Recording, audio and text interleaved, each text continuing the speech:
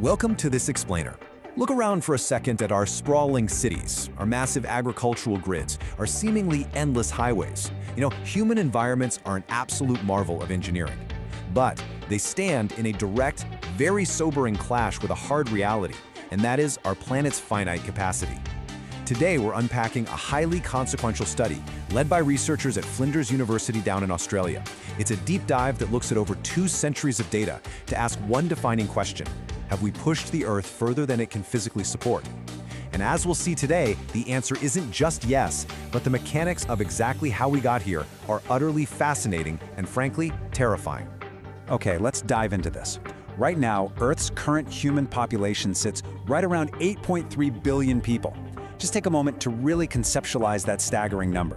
It represents a level of biological success that is literally unprecedented in the entire history of mammals on this planet. But, that success comes with an enormous compounding cost.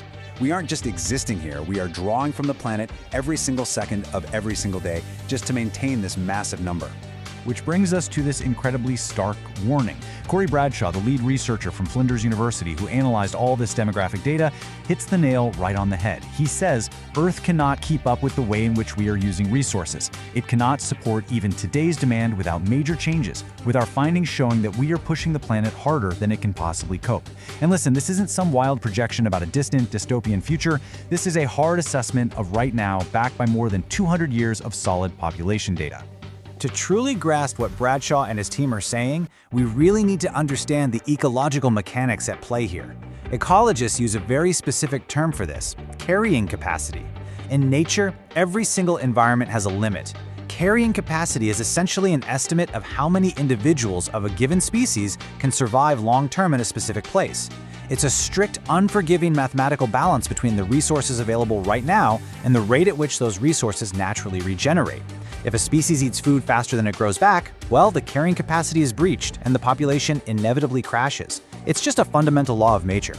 Now, what's really interesting about this slide is where that scientific term actually comes from. You'd probably assume it was coined by a biologist out in the field studying wolves or deer, right? Actually, carrying capacity originates from the late 1800s shipping industry.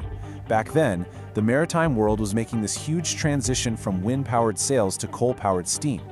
So shipbuilders had to calculate a very precise limit. What is the absolute maximum amount of profitable cargo a new ship could carry without displacing the heavy coal, the fresh water, and the necessary crew needed to actually power the thing? It was a hard physical constraint. Overload it, and the whole system failed. And that historical transition to coal perfectly sets up our next concept. Unlike other animals, our species, Homo sapiens, has developed this incredibly unique penchant for finding technological loopholes to cheat nature's limits. The researchers call this the fossil fuel illusion. Modern economies kind of just assume that uninterrupted growth is totally normal, completely failing to recognize the natural constraints of regeneration. Why? Because we use ancient buried energy, fossil fuels, to artificially make up the difference. We're basically borrowing carrying capacity from the prehistoric past to fund our massive population expansion today. This illusion runs incredibly deep.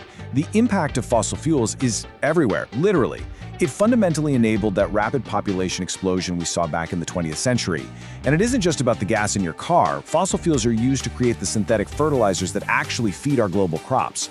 They power the entirety of our busy, modern lives. But here's the catch. This creates a really dangerous fragility. We are highly vulnerable to supply shocks. Just look at how geopolitical events, like tensions or conflicts such as a US-Iran war, can send global fuel supplies into an immediate, panic-inducing shock. And that shock ripples out to the billions of people who rely on those fuels to eat and live.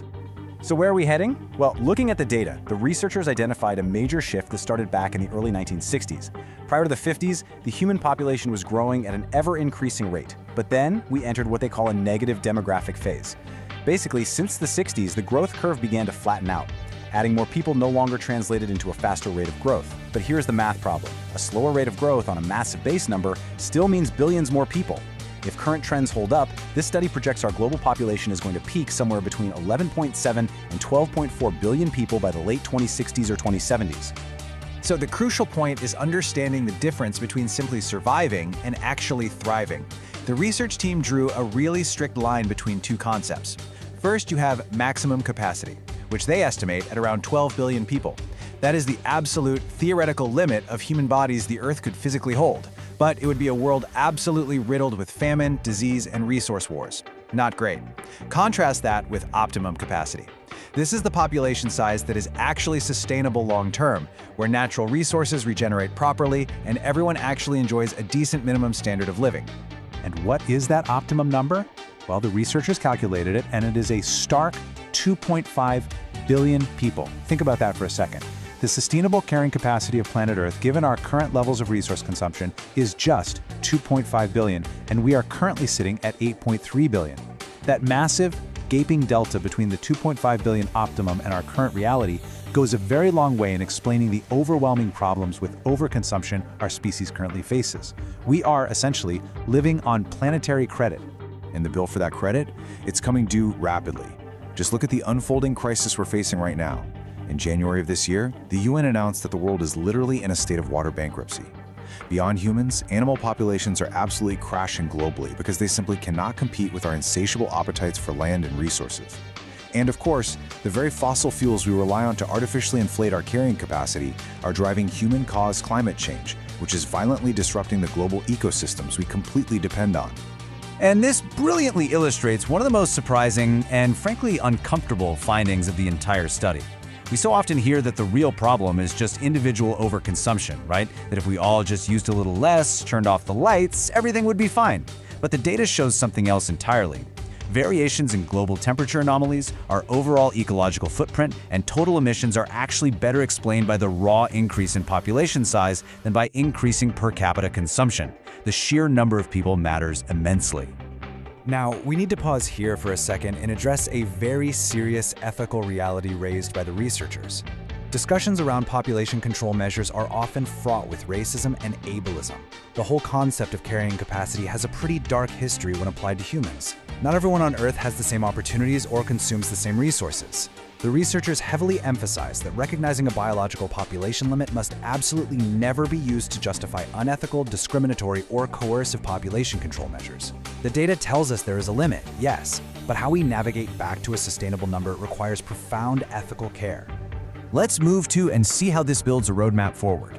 The researchers are clear. Time is running out, but it is not up yet. Meaningful change is achievable, but it demands a major overhaul of our socio-cultural practices. We have to completely rethink how we use land, water, energy, and biodiversity. The goal here is a gradual, humane shift towards smaller populations coupled with lower consumption. And this isn't something one country can just solve alone. It fundamentally requires nations to cooperate on a global scale while the window of opportunity is still actually open.